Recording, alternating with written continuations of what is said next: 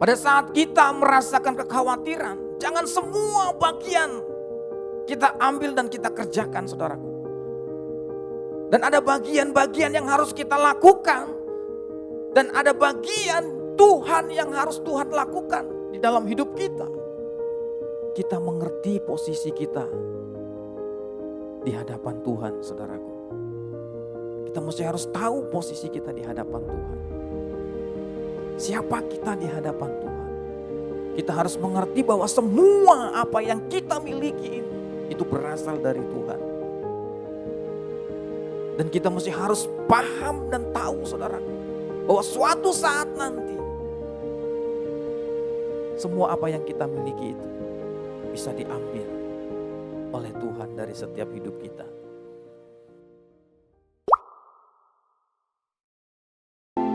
Sungguh benar Tuhan, malam hari ini kami buka hati kami buka telinga rohani kami Tuhan Yesus, untuk mendengarkan kebenaran firman-Mu.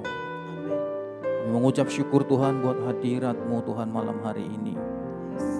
Dan kami juga berdoa Tuhan Yesus bagi umat-Mu, jemaat-Mu, hamba-hamba-Mu yang mengikuti Tuhan Yesus Jum Prayer malam hari ini. Mereka yang lemah Engkau kuatkan. Mereka yang sakit Kau sembuhkan dalam nama Yesus. Ada kuasa-Mu Tuhan Yesus mengalir bagi setiap hati kami malam hari ini. Terima kasih Tuhan Yesus, urapi hamba-Mu yang tidak ada apa-apanya Tuhan Yesus tanpa pengurapan-Mu. Kami mengucap syukur Tuhan Yesus. Di dalam nama Tuhan Yesus Kristus, semua kita yang percaya sama-sama katakan amin. Shalom saudaraku yang dikasihi Tuhan. Malam hari ini dimanapun Bapak Ibu Saudara berada mengikuti Jum Prayer malam hari ini, kita sungguh bersukacita, bersyukur kalau malam hari ini kita bisa ikut untuk menikmati hadirat Tuhan, menikmati firman Tuhan malam hari ini. Saya pertama kali mengucapkan terima kasih buat kesempatan yang diberikan buat saya untuk menyampaikan kebenaran firman Tuhan malam hari ini buat setiap kita yang mengikutinya. Baik Bapak Ibu Saudara yang dikasihi Tuhan, malam hari ini tema dari pelajaran firman Tuhan yang kita mau pelajari adalah serahkanlah kekhawatiranmu kepada Tuhan. Saudaraku yang dikasihi Tuhan, kata khawatir, cemas, takut adalah sesuatu yang belum diketahui akan terjadi dengan pasti. Jadi kekhawatiran itu saudaraku yang dikasihi Tuhan belum tentu itu terjadi. Bahkan kemungkinan tidak terjadi sama sekali. Ya. Jadi Bapak Ibu yang merasakan khawatir, cemas, takut, percayalah. Semua itu belum tentu akan terjadi. Apa yang kita takutkan belum tentu itu akan terjadi. Amin. Baik saudaraku yang dikasihi Tuhan, Mazmur 55 ayatnya yang ke-23. Kita berpatokan dari ayat firman Tuhan ini, Mazmur 55 ayatnya yang ke-23. Ya, demikian firman Tuhan. Serahkanlah khawatirmu kepada Tuhan, maka Ia akan memelihara engkau. Tidak untuk selama-lamanya dibiarkannya orang benar itu goyah. Haleluya. Saudaraku yang dikasihi Tuhan, semua orang pasti akan pernah merasakan yang namanya khawatir, cemas, pasti semua orang. Baik itu orang percaya maupun orang yang tidak percaya Tuhan. Itu pasti akan merasakannya. Karena kenapa? Karena itu adalah sifat natural dari manusia. Bahwa cemas itu ada dalam setiap kita. Saudaraku, mungkin saudara, Bapak Ibu merasakan ketakutan. Bagaimana nanti rumah tanggaku? Mungkin ada yang merasa khawatir saudaraku, bagaimana nanti anak-anakku, masa depan anak-anakku. Bagi anak-anaknya yang sudah beranjak dewasa, saudaraku, bagaimana nanti pasangan hidup dari anak-anakku? Ada saja saudaraku yang dikasih Tuhan yang kita khawatirkan dalam hidup ini. Apapun itu. Ya, saudaraku yang dikasih Tuhan, mungkin pergaulan dari anak-anak kita. Mungkin anak-anak kita bergaul dengan orang-orang yang tidak seiman, saudaraku. Kita takut. Amin. Tapi satu hal, saudaraku, ya, jangan pernah percaya bahwa kekhawatiran itu akan terjadi dalam hidup kita. Amin. Ada pepatah mengatakan, saudaraku yang dikasih Tuhan, ya, kita tidak bisa melarang burung lewat dari atas kepala kita.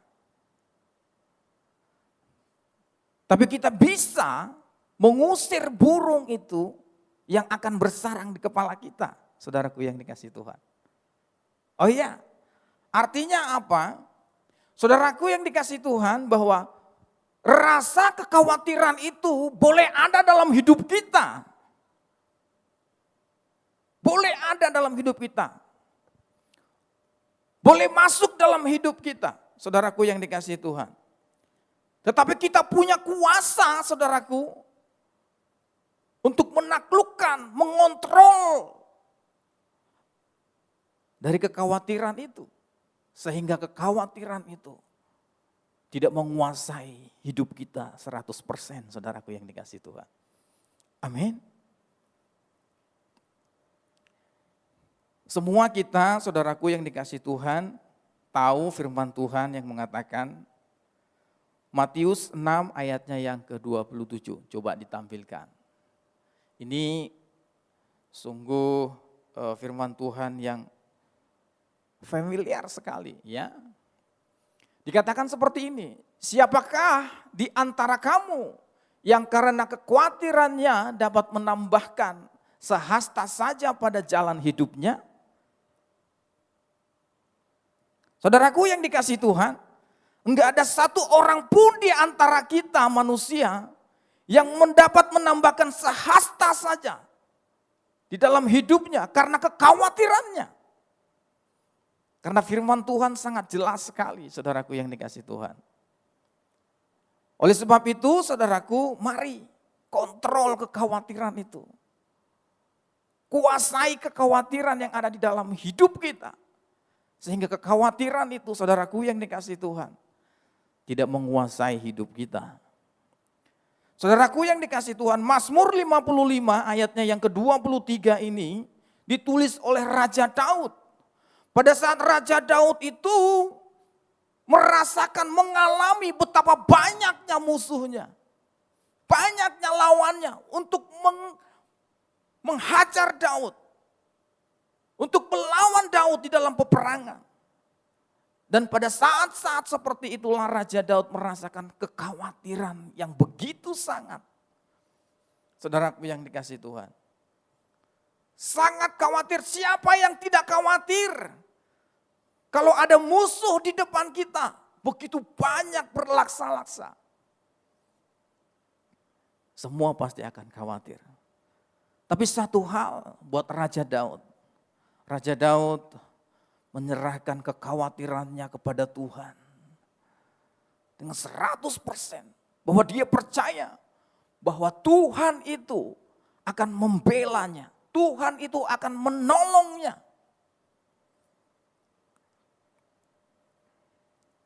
Saudaraku yang dikasih Tuhan, kita tahu bahwa Daud itu salah satu yang berkenan di hati Tuhan. Dan perkataan-perkataan Daud yang saya kutip, saudaraku, yang sampai saat ini juga saya terapkan dalam hidup saya. Saudaraku yang dikasih Tuhan. Yang pertama dikatakan seperti ini, tiap-tiap pagi aku menghadap Tuhan dan memberikan korban persembahan di hadapan Tuhan. Saudaraku yang dikasih Tuhan, Daud itu menghadap Tuhan bukan karena ada masalah saja. Dia datang kepada Tuhan. Tapi Daud katakan tiap-tiap pagi aku datang menghampiri Tuhan. Dan membawa persembahan yang terbaik kepada Tuhan.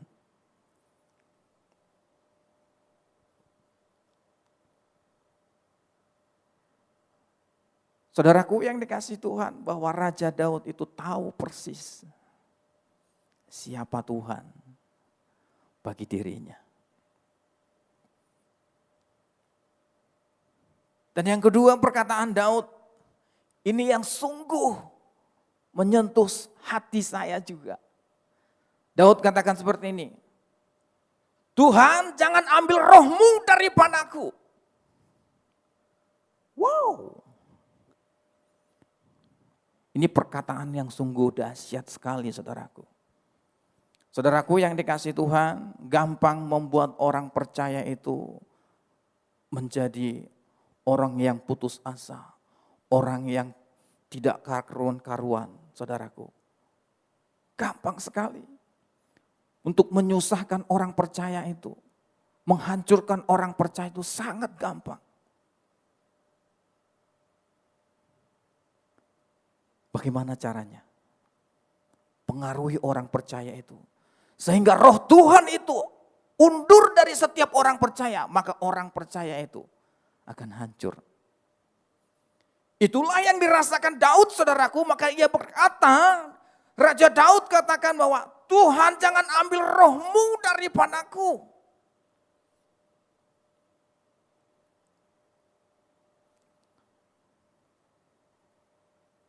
Saudaraku yang dikasih Tuhan, itu sebabnya Daud mempercayakan kekhawatirannya kepada Tuhan dan percaya kepada Tuhan.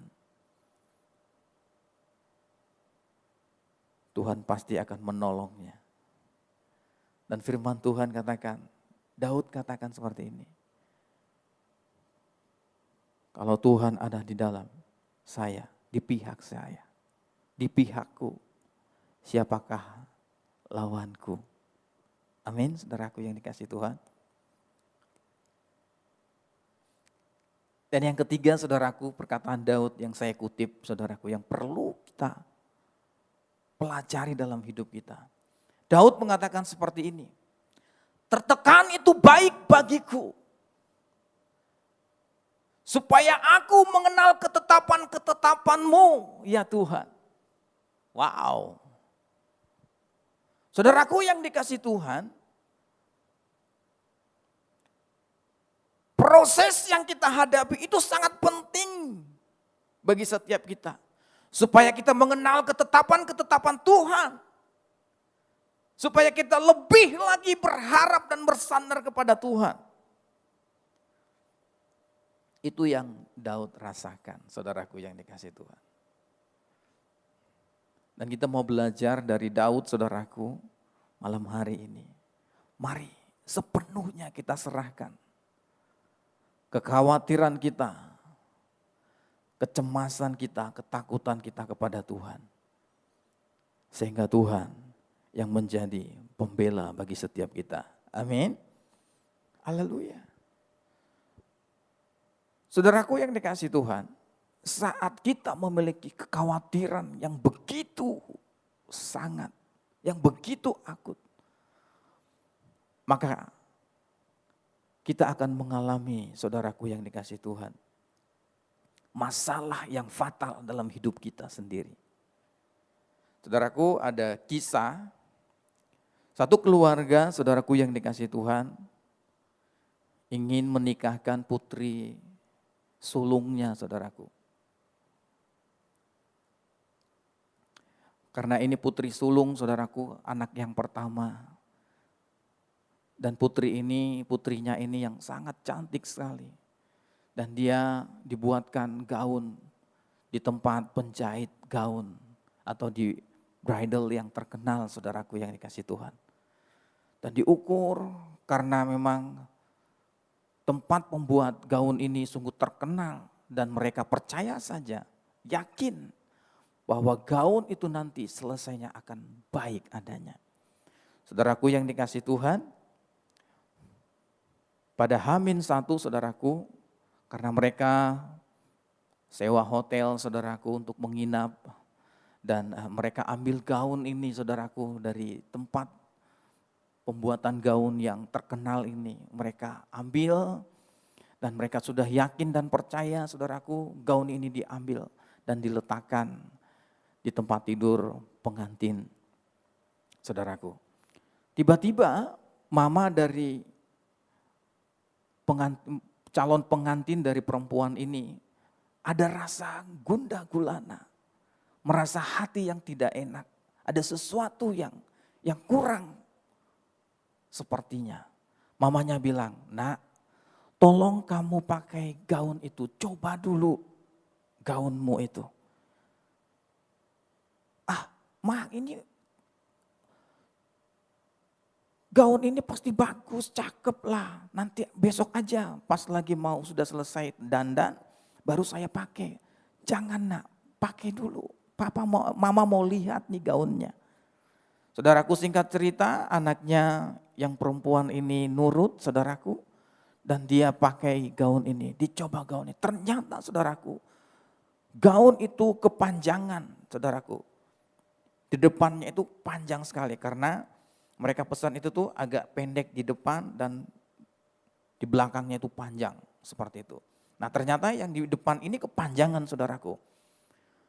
Pada saat mamanya saudaraku melihat ada juga saudara-saudara yang lain, adik-adiknya yang perempuan saudaraku, melihat calon pengantin ini saudaraku. Wah, gimana ini? Padahal ini sudah malam, besok mesti harus udah dipakai. Gimana ini?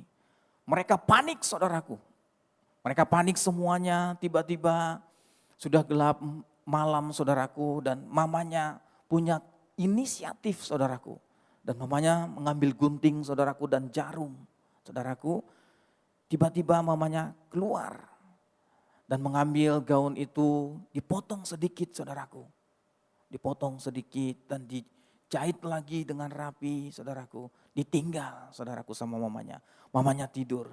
Tiba-tiba saudaraku yang dikasih Tuhan, datang adik dari pengantin ini juga, pengantin perempuan ini, berpikir juga dengan kreatif saudaraku. Dengan kreatif saudaraku, dia ambil gunting lagi, diam-diam dia sendiri, dan dipotong lagi saudaraku bagian depannya. Yang mamanya sudah potong, dipotong lagi saudaraku. Saudaraku yang dikasih Tuhan, dijahit lagi dengan begitu rupa. Demikian saudaranya yang perempuan lagi, datang lagi diam-diam saudaraku, dipotong lagi saudaraku. Ini karena kekhawatirannya supaya penampilan dari anak perempuannya atau kakaknya agar lebih bagus saudaraku. Ini khawatir semua, mereka khawatir semuanya saudaraku. Dan yang terakhir, adiknya yang bontot saudaraku, dia kreatif juga saudaraku, dipotong lagi, dijahit lagi. Singkat cerita saudaraku yang dikasih Tuhan, pada saat hari hanya saudaraku, selesai dirias saudaraku, mau dipakaikan gaunnya. Ternyata saudaraku yang dikasih Tuhan, gaunnya kependekan yang di depan. Karena sudah ada yang memotongnya saudaraku. Karena kekhawatiran oleh keluarga itu saudaraku, dan memiliki inisiatif saudaraku, dipotong sendiri tanpa pemberitahuan dengan yang lain.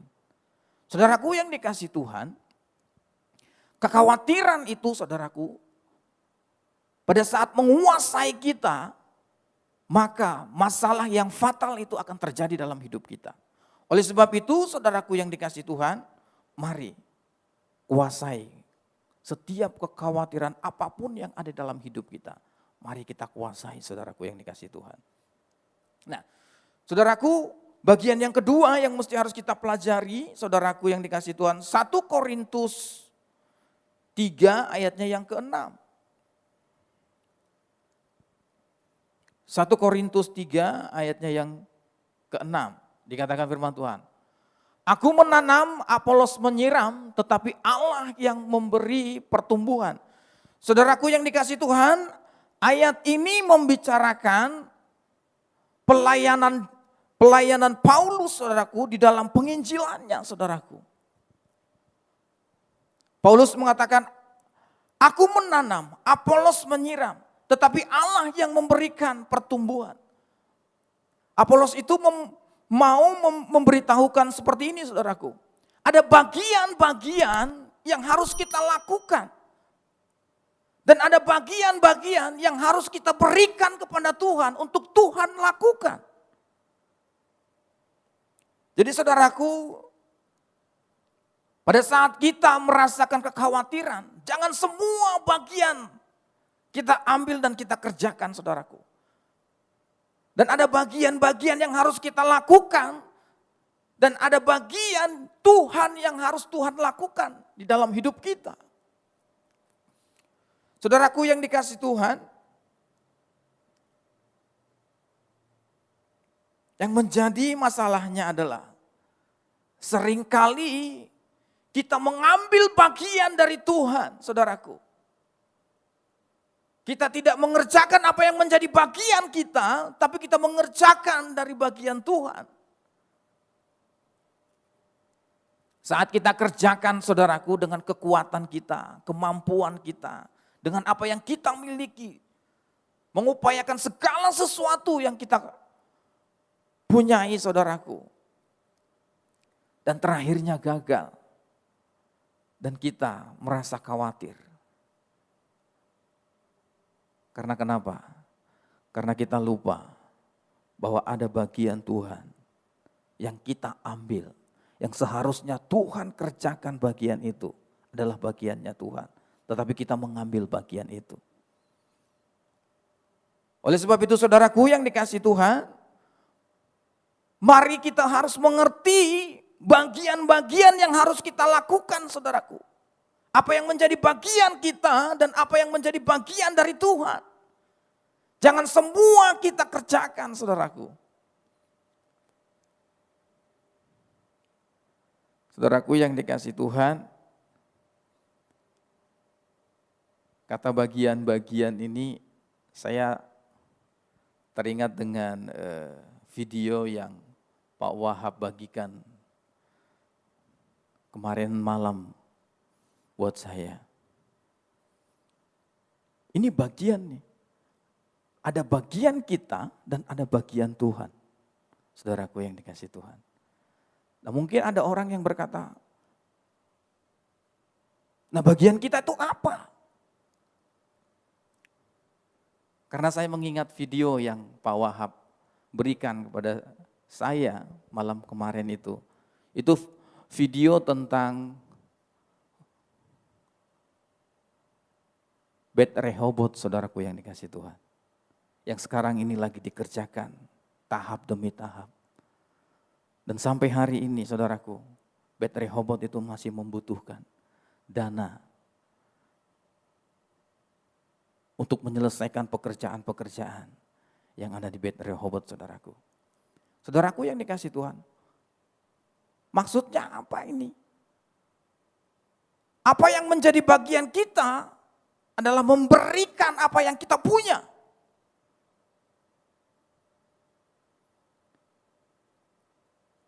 Terus bagian Tuhan apa? Bagian Tuhan adalah sudah Dia lakukan memberkati kita, saudaraku yang dikasihi Tuhan. Tuhan yang sudah memberkati kita, itu bagian dari Tuhan.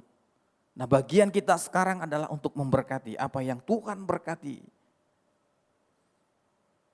di dalam setiap kita. Nah saudaraku yang dikasihi Tuhan, mari saudaraku, ini waktunya yang menjadi bagian kita untuk memberkati rumah Tuhan, memberkati Bet Rehoboth, saudaraku. Itu bagian kita. Karena kenapa? Karena Tuhan sudah melakukan bagian Tuhan di dalam setiap hidup kita.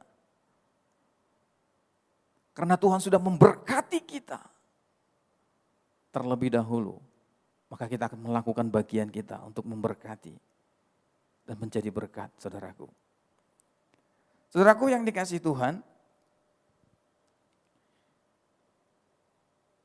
mari saudaraku, jangan pernah ambil bagian Tuhan dalam hidup kita. Lakukan saja apa yang menjadi bagian kita, biar Tuhan melakukan apa yang menjadi bagian Tuhan. Saudaraku yang dikasihi Tuhan, ada firman Tuhan katakan seperti ini, terkutuklah orang yang mengandalkan kekuatannya sendiri, dan diberkatilah orang yang mengandalkan Tuhan. Amin. Ya, saudaraku yang dikasihi Tuhan. Ini perlu kita pegang kuat-kuat. Kita pahami, saudaraku.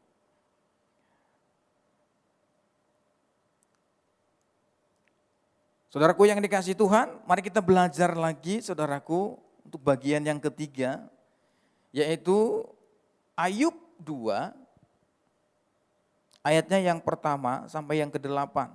Bapak Ibu saudara yang dikasihi Tuhan, mungkin sudah tahu cerita tentang Ayub 2 ini, ayatnya yang pertama sampai yang ke-8.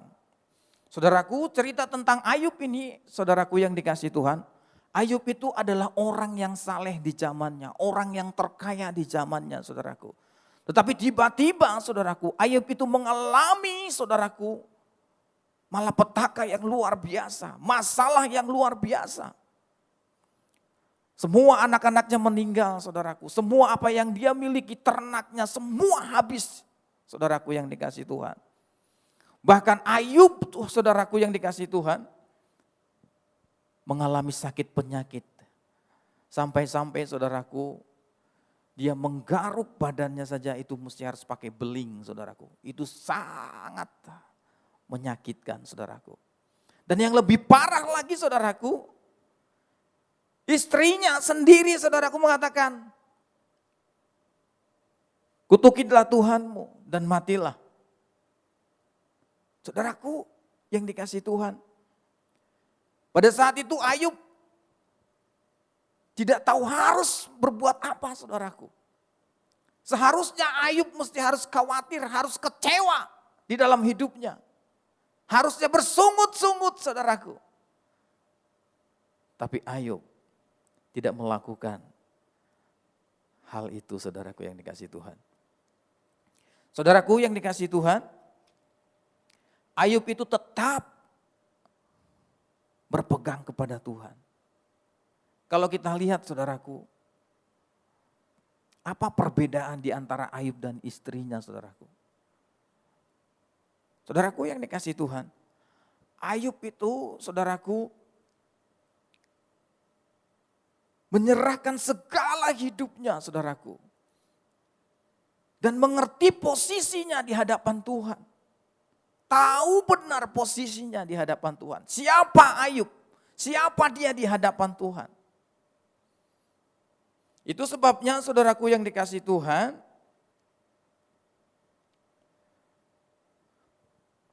Ayub itu mengerti kalau Tuhan yang memberi, maka Tuhan yang mengambil.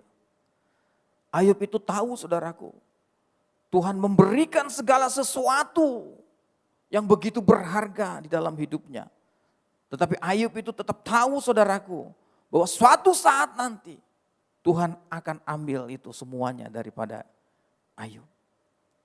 Saudaraku yang dikasihi Tuhan, ini pengalaman hidup yang luar biasa, saudaraku. Mungkin di antara kita, saudaraku, belum pernah ada merasakan apa yang pernah Ayub rasakan, saudaraku. Saudaraku, kalau bisa saya kesaksian, saudaraku, waktu saya dan keluarga saya kena COVID, satu keluarga, ada 5 orang, saudaraku, di rumah.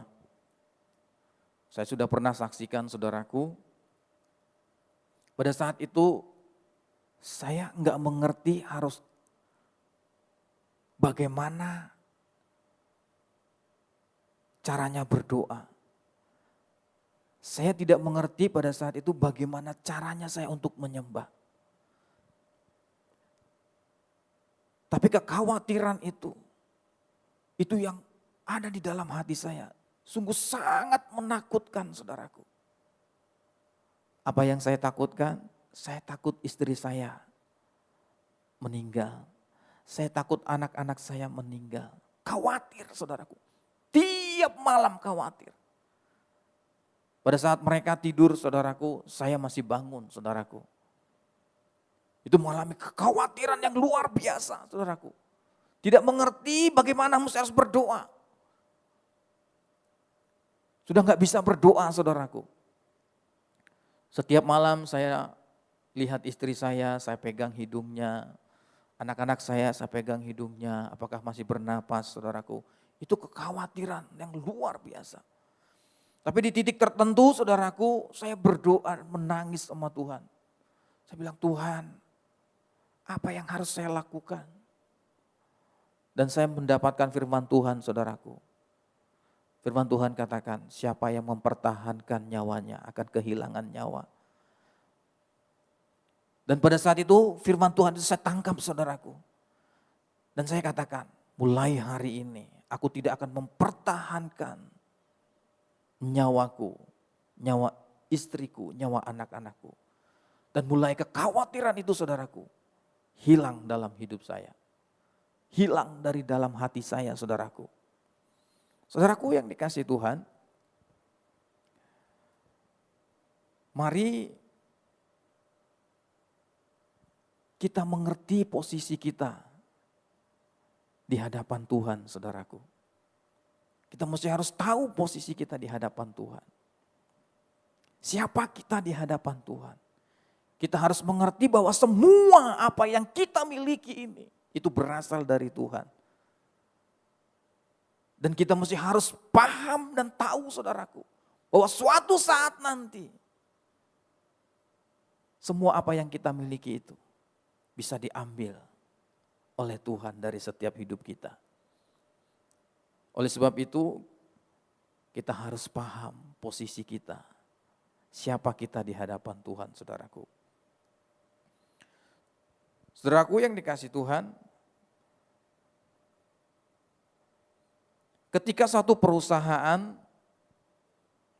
mengalami masalah, mungkin itukah hutang, saudaraku yang dikasihi Tuhan, mungkinkah itu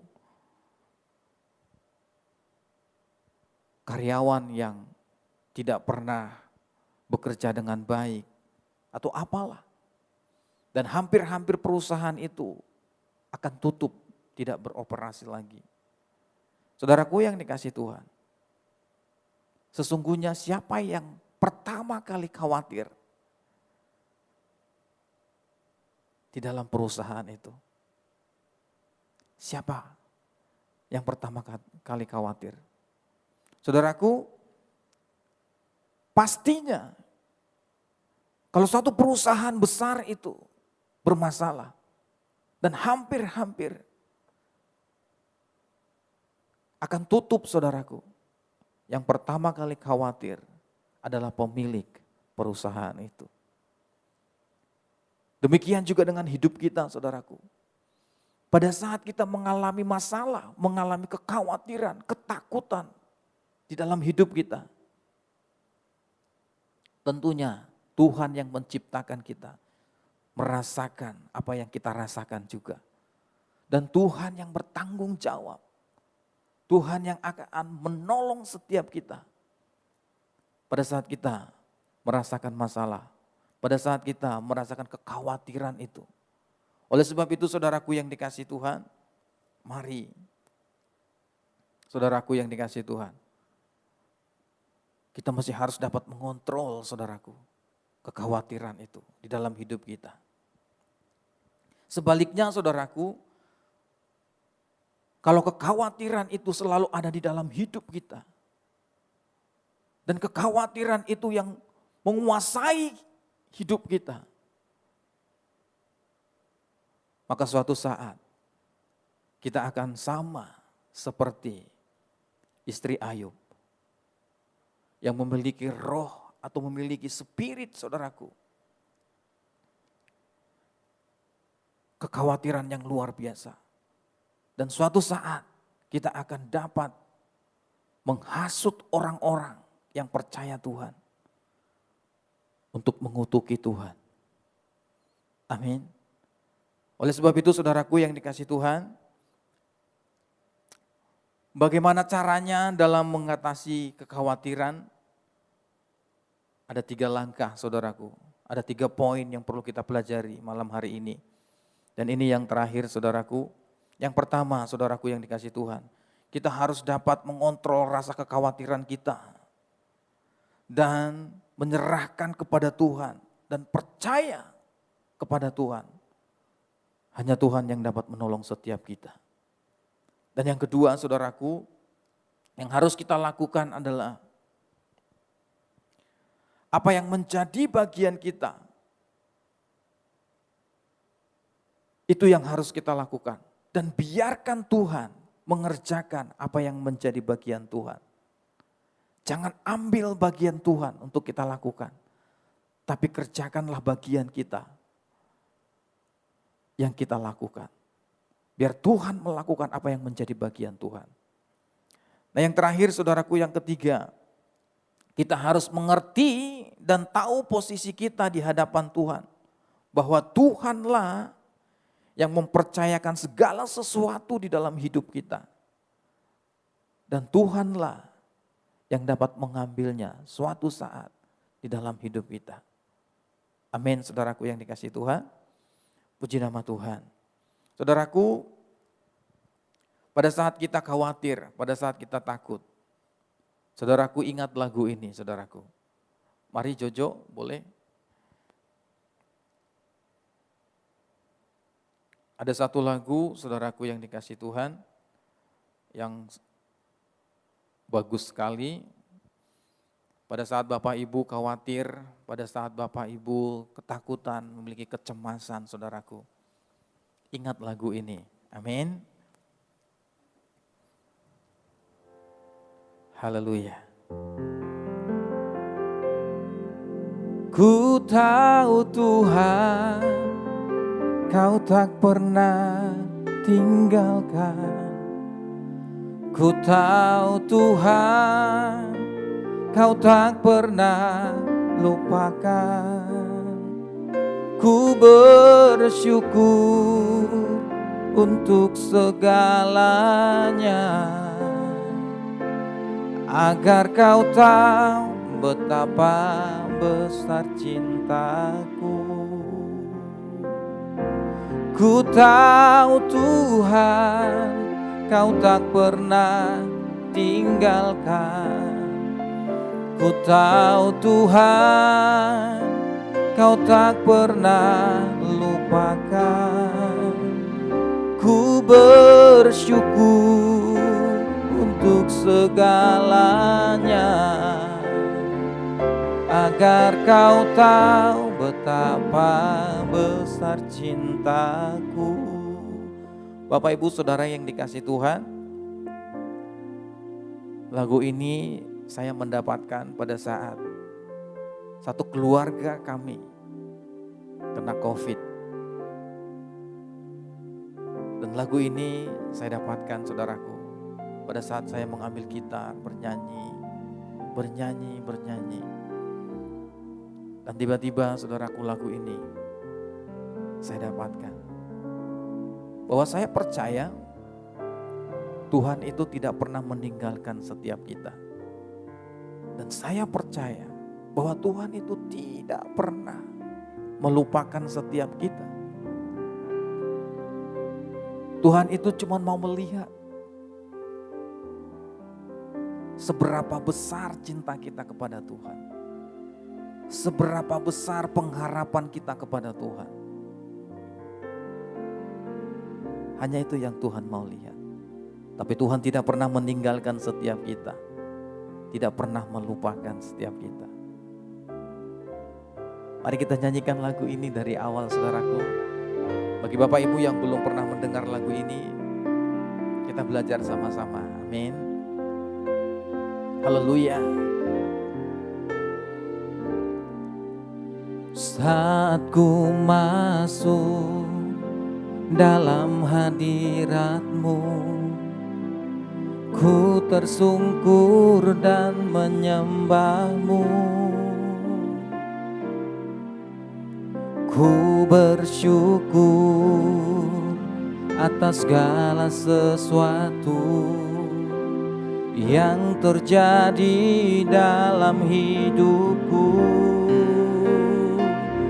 Ku tahu Tuhan, Kau tak pernah tinggalkan.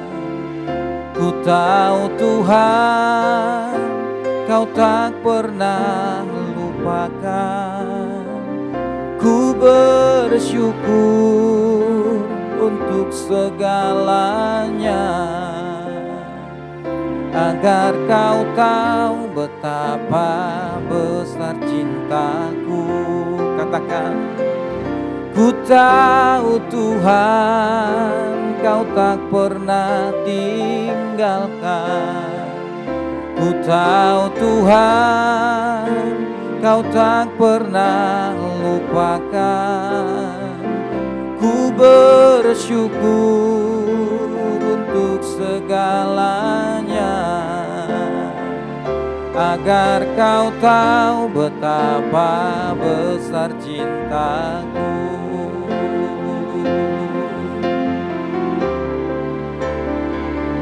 Ku tahu Tuhan, Kau tak pernah tinggalkan. Ku tahu Tuhan, Kau tak pernah lupakan. Ku bersyukur untuk segalanya, agar Kau tahu betapa besar cintaku. Ku tahu Tuhan, Kau tak pernah lupakan. Ku tahu Tuhan, Kau tak pernah tinggalkan. Ku bersyukur untuk segalanya, agar Kau tahu betapa besar cintaku. Agar Kau tahu betapa besar cintaku. Agar Kau tahu betapa besar cintaku.